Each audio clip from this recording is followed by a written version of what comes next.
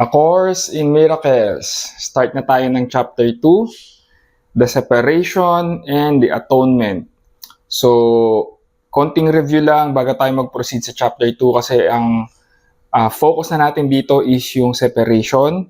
And na-introduce natin sa chapter 1 na yung separation nga, ito yung original sin. Ito yung fundamental error in thinking natin, no? Yung idea natin that we are separate from God. So, dito sa chapter 2, mas pag-uusapan pa natin yung about separation and the atonement. So, section 1 tayo, the origins of separation. So, kuha ulit tayo ng mga passages and then pag-usapan natin. To extend is a fundamental aspect of God which He gave to His Son. In the creation, God extended Himself to His creations and imbued them with the same loving will to create. Okay, so to extend is a fundamental aspect of God. Okay, so kaya important word dito is yung extend, no? Kasi kino-correct niya agad yung idea that we are separate from God, no? So yung extension, no? Si God, in-extend niya yung sarili niya in His creations, tayo yon, no? Yung tinutukoy dito na His Son or child of God, no? Same idea lang yon, same concept. And imbued them with the same loving will to create, no? So, again, ito yung sinasabi na we were created in the image and likeness of God, our Creator, no? And then, sinabi rin dito, you have not only been fully created, but have also been created perfect, no? God is perfect. Of course, pag in-extend niya yung sarili niya, hindi pwedeng magiging imperfect yon, no? Kasi in-extend niya lang yung nature ni God, no, which is perfect. In-extend niya lang yung perfection na yon. So, sinasabi dito na we are also created perfect, no, as God Himself is perfect. No child of God can lose this ability because it is inherent in what he is, but he can use it inappropriately by projecting. The inappropriate use of extension or projection occurs when you believe that some emptiness or lack exists in you and that you can fill it with your own ideas instead of truth. Okay. So, yung truth, yun yung nabanggit natin kanina, no? Pero pag nagkakaroon tayo ng incorrect perception, no, that we are separate from God, no, hindi na tayo extension, no, ang nangyayari na nagiging projection na. Since we are created daw by God, since we are His creations, no, it is our nature to create rin, no, we are creator ourselves. Pero dahil dun sa misperception na we are separate from God, pag nag-create tayo, instead of extending ourselves, instead of extension, ang nagagawa daw natin is projection. Yun daw yung inappropriate use of extension. At nangyayari daw to when we believe that some emptiness or lack exists in you, no? So, nagkakaroon tayo ng ganong perception from the idea that we are separate from God, no? Kasi syempre, 'di ba, pag iniisip natin that we are separate from God, no, yun yung emptiness or yung lack na nasi-sense natin within ourselves. And that you can fill it with your own ideas instead of truth. And then yung lack na yon, yung emptiness na yon, fini-fill daw natin, pinupunan daw natin ng mga ideas natin, no, instead of truth. Ito yung mga false beliefs natin. So, ito yung diniscuss dito. This process involves the following steps. First, you believe that what God created can be changed by your own mind. Second, you believe that what is perfect can be rendered imperfect or lacking. Third, you believe that you can distort the creations of God, including yourself. Fourth, you believe that you can create yourself and that the direction of your own creation is up to you. Yan. So kung i-generalize natin tong steps daw, no, na tinutukoy dito about projection, yung paano daw nangyayari yung projection. Lahat sila dun sa statement may nakalagay na you believe, no? You believe, you believe, you believe, you believe. No? So kung i-generalize natin siya, lahat sila ay based from our own beliefs, no? Ito yung belief system natin, no? Ini-specify lang siya, no? So sinabi dito, you believe that what God created can be changed by your own mind, no? So naniniwala daw tayo na what God created, tayo yon, can be changed by your own mind. So ayun nga, for example, that we are created perfectly, pero pag piniperceive natin yung sarili natin that we are imperfect, no? So yun daw yung isang belief natin. Ayun, ito rin yung sinabi dito sa second statement, you believe that what is perfect can be rendered imperfect or lacking, no? That we are lacking, yan, another belief, no? Yung that we are incomplete or we are empty, lacking, no? So, and then third, believing that we can distort the creations of God, including yourself, no? Itong distortion, ito yung mga misperceptions nga natin, no? Yung na napag-usapan na natin before and pag-uusapan pa natin sa mga susunod pa. And then, fourth, believing that we can create ourselves and that the creation of your own creation is up to you. Ayan. Believing that we can create ourselves, no? Based siya dun sa idea of separation. And that the direction of your own creation is up to you. No? So, since we think that we are separate, no, we also have the idea that yung creation natin is up to ourselves, no? So ito daw yung ating mga false beliefs. Ito daw yung nagiging involved dun sa process of projection. These related distortions represent a picture of what actually occurred in the separation or the detour into fear.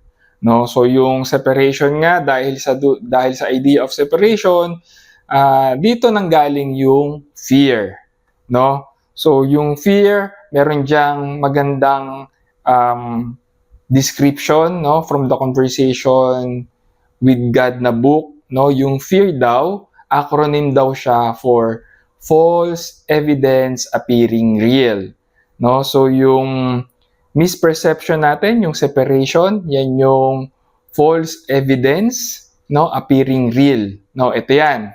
Yung nakikita natin, yung body, ito yung false evidence appearing real. No, para nga naman totoo. No, so kung ito daw yung pinagmulan ng fear. None of this existed before the separation, nor does it actually exist now. Why? Kasi yung separation never existed naman talaga. It was only an idea, no? So hindi siya nag-occur talaga sa reality. Extension, as undertaken by God, is similar to the inner radiance that the children of the Father inherit from Him. So mako-compare natin ito, no? Isang magandang analogy is yung sun, yung araw, and then yung sun beams, no, yung sikat ng araw, no, parang ganun daw yung relationship niya or yung dinidescribe dito na extension, no. So yung araw, extension niya lang yung sun rays or yung sunbeams, pero yung mga ilaw na yon hindi talaga siya separate from the sun, no? In-extend lang nung sun yung light niya dun sa mga sunbeams. no, dun sa sun rays. Ayan, ito, meron maganda ditong discussion, no, about dun sa sikat na Garden of Eden, no. Familiar tayo diyan, no, yung kwento ni Adam and Eve. No, sabi dito, the Garden of Eden, or the pre-separation condition, was a state of mind in which nothing was needed. No, so yung Garden of Eden daw, no, posibleng totoong lugar siya, pero yung Garden of Eden daw is more of a state of consciousness, no? Yun yung sinasabi ditong state of mind in which nothing was needed. No, kasi ito yung oneness natin with God, no? Yun yung Garden of Eden, no? Metaphorically speaking, when Adam listened to the lies of the serpent, all he heard was untruth, no? Ayan na, diyan na nag-start yung mga illusions, yung mga false beliefs, no? Yun daw yung mga lies of the serpent. You do not have to continue to believe what is not true unless you choose to do so. Yon, all that can literally disappear in the twinkling of an eye because it is merely a misperception.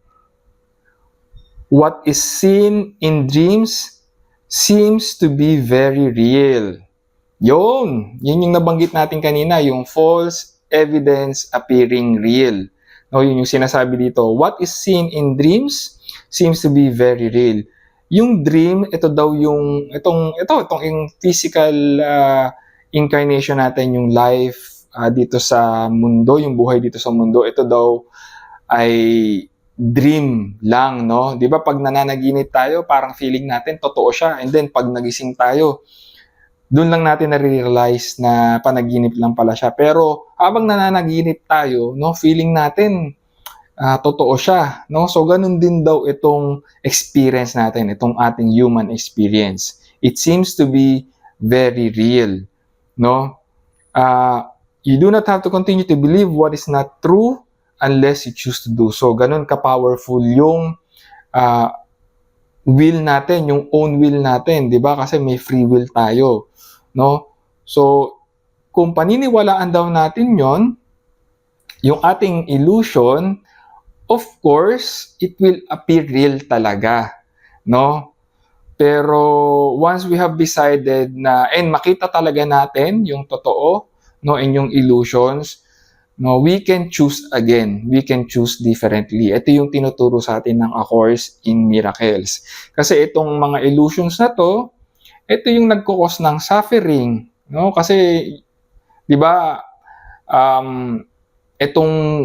itong world, this is a world of illusions, 'di ba? Kaya it is based on fear, no? Itong mundo or itong human experience natin, no? So we have the choice whether to believe it or not. Nasa atin daw yung choice. Yun yung free will natin. Here is the real basis for your escape from fear. The escape is brought about by your acceptance of the atonement, which enables you to realize that your errors never really occurred. No? So ayun yun din daw yung realization na yon. No, ito din daw yung escape natin from fear, yung spiritual freedom, no? It enables us to realize that your errors never really occurred, no? Kailangan ma-realize natin, no, yung idea natin that we are separate from God, hindi talaga siya nag-occur kasi nga it is just an idea. And lahat ng mga errors na nanggaling dun sa fundamental error na yon, no, kung hindi yun totoo, meaning yung mga subsequent errors na galing doon ay hindi rin totoo, 'di ba? Lahat ng samut-sari yan, yung mga iba't ibang illusions na yan, no, hindi rin yung totoo. Example, Kasi nga 'di ba ang fundamental error is yung sin, yung error in thinking, no? Yun yung original sin that we are separate from God. And then from that perception, no? Ito yung cause nung guilt natin. Pero kung illusion 'yon, kung yun ay misperception, kung yun ay idea lang, false idea, meaning wala talagang real basis yung guilt natin, 'di ba? So, yun yung sinasabi dito na freedom, no, yung spiritual freedom. Kasi yung guilt, no, ito yung talagang nag-i-imprison sa atin, sa ating soul, no? Hangga't pinaniniwalaan natin, yun yung sinasabi dito na as long as we choose to believe the illusion, no? Hangga't pinaniniwalaan natin tong mga illusions na to, yung error in thinking, no, yung perception natin, yung misperceptions, no, hindi talaga tayo makalabas dun sa guilt, no, yung guilt mag-i-imprison sa atin. Pero once na ma-realize natin, no, yun na yung guilt natin, yung sense of guilt is based sa illusion, di ba? Magiging ano siya, meaningless, no? Parang in the twinkling of an eye, yun yung sinasabi dito, no? Mababaliwala or makiklear lahat, no? Yung guilt, yung shame, yung ating mga self-judgment, kasi lahat sila based on one fundamental error, no? Which is not true, which is not real, it is just an illusion. So walang basis lahat nung mga self-judgment natin, yung guilt natin. Pero yun nga, again, nasa atin yung choice kung paniniwalaan natin yon, or we decide to set ourselves free. Nasa atin yung choice. And whatever lies you may believe are of no concern to the miracle, which can only heal any of them with equal ease. No? So, nabanggit na natin to last time, no?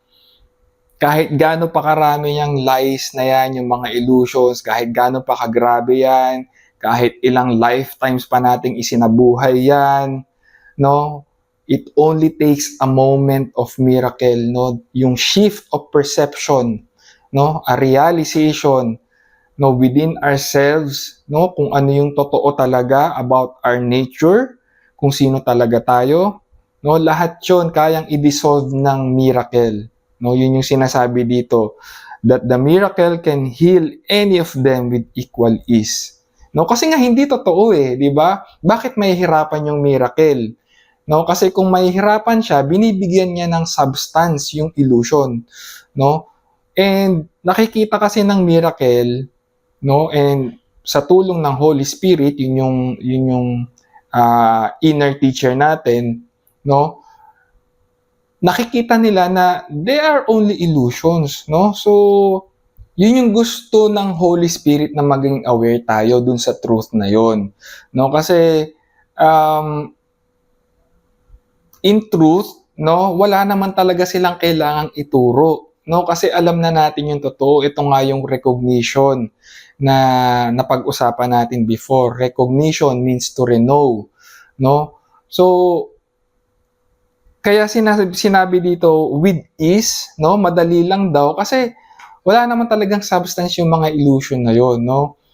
In the twinkling of an eye, kaya nating i-dissolve yung mga illusion na yon. Kumbaga, tayo kasi yung nagbibigay ng power sa kanila pag pinaniniwalaan natin yung mga illusions na yon. Yan, kaya sabi dito, its sole concern is to distinguish between truth on the one hand and error on the other.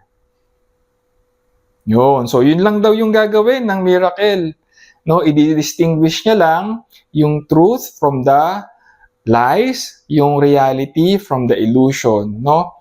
And then, yun, kailangan lang natin piliin, no? Kung ano ba yung talagang nagre-resonate sa atin, kung ano ba yung alam natin, totoo, no? Deep within, alam natin na yun yung totoo, no? Ginagawa lang tayong aware ng miracle, no? Pinapakita lang sa atin.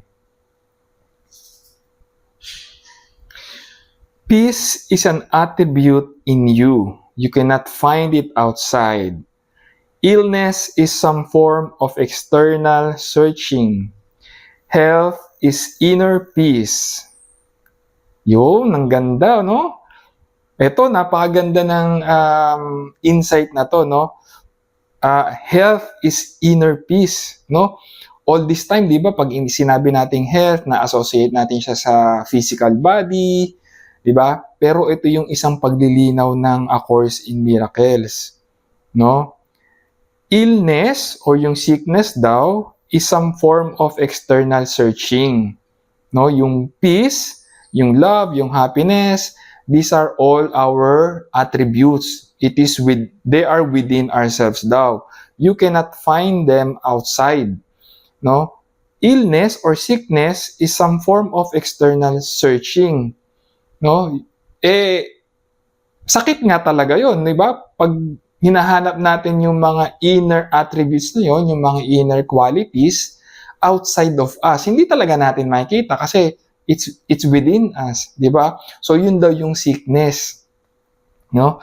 Kaya sinasabi na health is inner peace, no? Health is aligning ourselves with the truth, no? And yun din yung ginagawa natin when we heal ourselves. We align ourselves back to truth. Yun. So, ayan yung ating section 1 sa chapter 2, no? The separation and the atonement. So, sana nagkaroon ka ulit ng mas deeper insight, no? Pangdagdag doon sa mga natutunan natin sa chapter 1 and mas pag-uusapan pa natin to sa mga susunod pang section. But for now, thank you for joining in this session and I'll see you in the next one.